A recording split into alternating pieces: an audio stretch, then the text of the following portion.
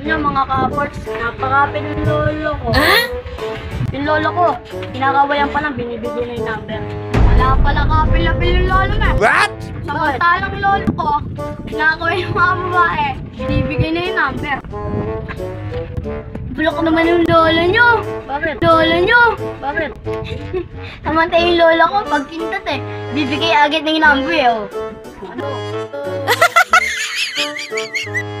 Parang mga invisible lolo nyo Lolo ko sa loob ng isang araw, nakaka-2,000 number. Ano ba ginagawa ng lolo mo? Bakit? Kailang station ko Station ko Ay,